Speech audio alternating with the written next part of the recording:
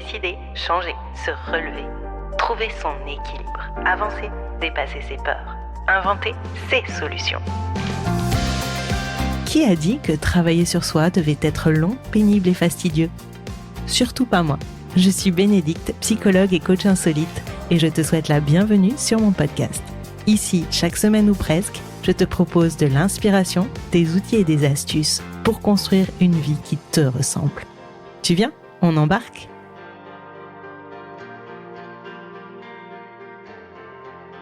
Hello, chers passagères et passagers.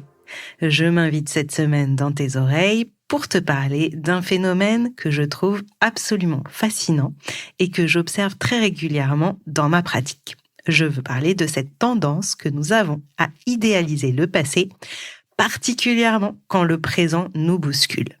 Tu sais, cette petite voix qui te dit « c'était mieux avant », qui te fait douter de tes choix, qui embellit ce que tu as quitté. Cette façon dont ton cerveau réécrit parfois l'histoire pour te faire croire que le passé était plus simple, plus confortable, moins douloureux.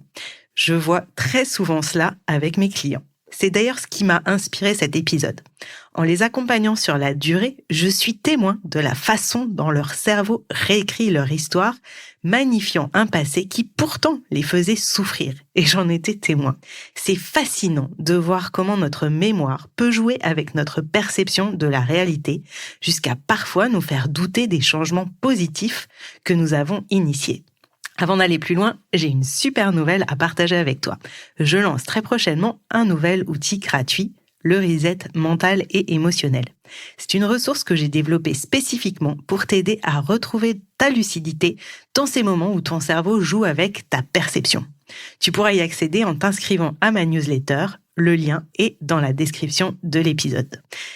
D'ailleurs, je prépare aussi une nouveauté que je trouve excitante, une chaîne YouTube avec des vidéos courtes et concrètes pour t'aider à mettre en pause ton cerveau automatique quand il fait des siennes. Si tu as des situations précises que tu aimerais débugger, n'hésite pas à me les partager sur Instagram parce que je veux créer du contenu qui répond vraiment à tes besoins. Commençons à présent par comprendre ce qui se passe dans notre tête quand nous idéalisons le passé. D'un point de vue neurologique, je trouve ça réellement passionnant. Notre cerveau n'est pas un disque dur qui enregistre fidèlement les événements. Et non, c'est plutôt un compteur qui réécrit constamment l'histoire en fonction de nos émotions présentes. Le processus de reconstruction des souvenirs est complexe. Chaque fois que nous nous remémorons un événement, nous ne récupérons pas un souvenir intact, comme on ouvrirait un fichier sur un ordinateur. Au contraire, nous reconstruisons activement ce souvenir, un peu comme si nous assemblions un puzzle. Et à chaque reconstruction, de petits détails peuvent changer, influencés par notre état émotionnel actuel, nos expériences récentes, nos besoins présents, notre désir de cohérence avec notre histoire et notre narrative personnelle. Par exemple, après une journée difficile au nouveau travail, ton cerveau pourrait soudainement se souvenir que ton ancien poste était finalement beaucoup plus épanouissant, oubliant commodément les heures sup non payées, le manager toxique, ta collègue particulièrement pénible qui te faisait régulièrement pleurer dans les toilettes. Cette reconstruction n'est pas un défaut de fabrication, c'est la façon dont notre cerveau fonctionne, une caractéristique qui nous permet de nous adapter et d'apprendre de nos expériences. Mais dans certaines situations, particulièrement en période de changement, ce mécanisme, il peut se retourner contre nous. Les chercheurs ont montré que ce phénomène de reconstruction est particulièrement actif dans 3 situations. Quand nous nous sentons vulnérables ou menacés, quand nous faisons face à de l'incertitude et enfin quand nous traversons une période de transition. C'est comme si notre cerveau, face à l'inconfort du présent, créait une version édulcorée du passé pour nous servir de refuge émotionnel.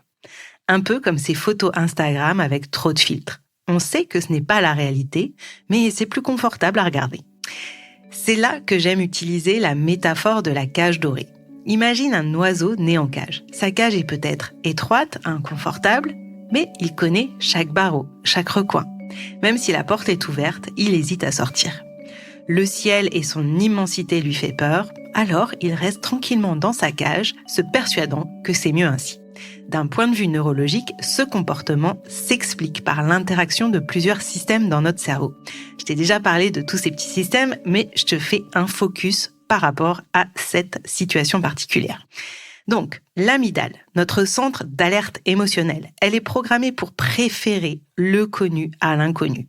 Face à une situation nouvelle, elle a tendance à déclencher une situation de stress, même si objectivement, cette nouvelle situation pourrait être meilleure pour nous. En gros, imagine que tu as un agent de sécurité ultra zélé dans ta tête qui préfère te garder dans une maison en feu plutôt que de te faire sortir dans l'inconnu, en espérant qu'un pompier arrive, évidemment. Ensuite, il y a le cortex préfrontal. C'est notre centre de décision rationnelle. Il essaie d'évaluer les situations de manière objective. Mais quand nous sommes stressés ou anxieux, son influence diminue au profit de l'amygdale. C'est pour ça qu'il est si difficile de raisonner quelqu'un qui est en pleine peur du changement. Et enfin, on a le système limbique, notre centre émotionnel, qui joue un rôle crucial dans la formation des habitudes. Il associe certains comportements, même dysfonctionnels, à une forme de récompense émotionnelle. C'est ce qui explique qu'on puisse rester attaché à des situations qui, pourtant, nous font souffrir. Je vois ce phénomène régulièrement dans des situations très concrètes. J'ai, par exemple, une cliente, qui reste dans un travail qui l'épuise parce qu'au moins, elle sait gérer ce stress-là. Chaque fois qu'elle envisage de changer, son cerveau lui rappelle tous les avantages de sa situation actuelle, et notamment le fait que son boulot soit pas très loin de chez elle, qu'elle a un salaire qui est quand même confortable, qu'elle a réussi à aménager ses horaires sur certaines choses. Mais il efface ou minimise les nuits d'insomnie et les crises d'angoisse du dimanche soir parce que non, elle n'est plus alignée ni avec l'organisation de sa boîte, ni avec leur vision, ni avec le sens, ou plutôt le peu de sens qu'elle trouve dans son travail. J'ai un autre patient qui continue de fréquenter son ex toxique parce que c'est compliqué, mais au moins il sait à quoi s'attendre. Son cerveau préfère une souffrance familière à l'inconnu d'une nouvelle relation. Et puis j'ai une autre patiente qui n'ose pas déménager malgré un nouveau travail à l'autre bout de la ville, et elle s'épuise dans les transports parce qu'elle se raccroche à son quartier où elle connaît tous les commerces, elle a ses petites habitudes, elle a ses points de repère. Son cerveau magnifie le confort de la routine en minimisant l'impact de sa fatigue quotidienne. Mais jusqu'à quand ? Ça, c'est une bonne question. Ce confort inconfortable est particulièrement visible dans plusieurs situations. Après une rupture amoureuse, on peut idéaliser la relation qui était pourtant dysfonctionnelle puisqu'elle s'est arrêtée.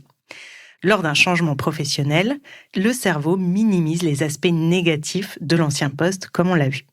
Dans des évolutions relationnelles, où on s'accroche à des amitiés qui ne nourrissent plus parce que ça fait longtemps qu'on a ces gens dans notre vie et que du coup on a l'habitude de les côtoyer, même si de plus en plus on s'ennuie ou on se trouve en désaccord. Et puis il y a aussi quand les enfants quittent le nid. Ça crée un vide que le cerveau cherche à combler avec des souvenirs idéalisés.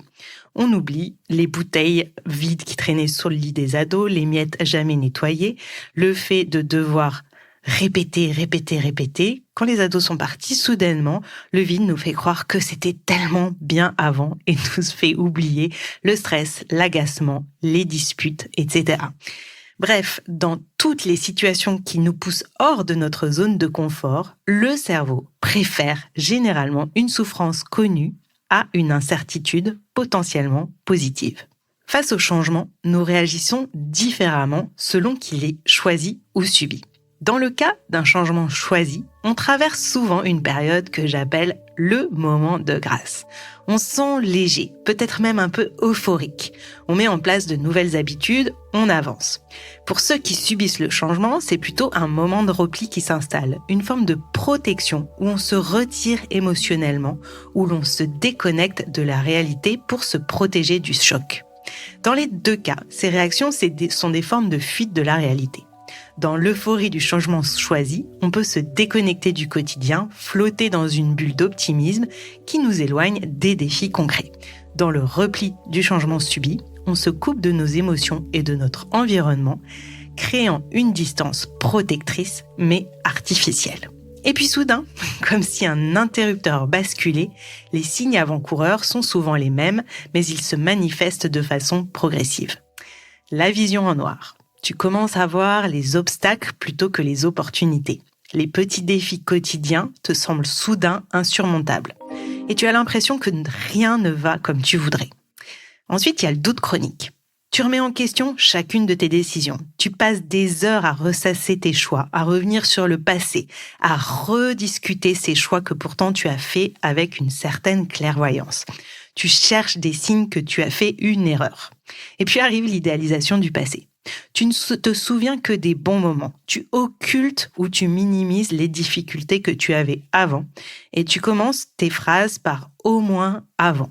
Et puis arrive le catastrophisme du futur. Tu imagines forcément les pires scénarios. Tu perds ta capacité à voir les nuances. Tu as l'impression que tu ne t'en sortiras jamais et que définitivement tu as gâché ta vie. La bonne nouvelle, c'est qu'il existe des moyens concrets de garder ou de remettre les pieds sur terre. Je te conseille dans ces cas-là d'utiliser des preuves tangibles. Relis tes anciens journaux intimes si tu en as, échange avec tes amis sur leur perception à eux de cette période et fais aussi la liste des raisons qui t'ont poussé au changement. Reconnecte-toi aux émotions du passé. Rappelle-toi comme tu te sentais vraiment à l'époque. Note les situations qui te faisaient souffrir. Identifie ces compromis que tu devais faire. Et puis, ancre-toi dans le présent. Observe les petits progrès que tu as déjà réalisés. Célèbre tes nouvelles libertés acquises et accepte que le changement prend du temps. Parce que c'est le cas, le changement prend du temps. Rappelle-toi que ton cerveau n'est pas ton ennemi. Quand il idéalise le passé, c'est sa façon maladroite de te protéger de l'inconnu. Mais tu n'es pas obligé de laisser ton cerveau automatique aux commandes. Cette semaine, je te propose un exercice simple. Chaque fois que tu te surprends à penser « c'était mieux avant » ou « pourquoi j'ai pris cette décision », pose-toi cette question. Est-ce vraiment le passé qui était mieux ou est-ce que c'est juste qu'il me semble plus confortable parce qu'il est connu ? Je suis vraiment excitée de t'annoncer l'arrivée prochaine du bouton pause, un programme complet que j'ai développé pour t'aider à reprendre le contrôle quand ton cerveau joue à ces petits jeux de réécriture, entre autres. Reste à l'écoute pour en savoir plus dans les semaines à venir. Si cet épisode t'a parlé, n'hésite pas à le partager et à me suivre sur Instagram, sur Passage Insolite, et n'oublie pas de me dire quelle situation tu m'aimerais voir abordée dans mes futures vidéos YouTube. Je te souhaite une très bonne semaine et je te dis à la semaine prochaine pour un nouvel épisode.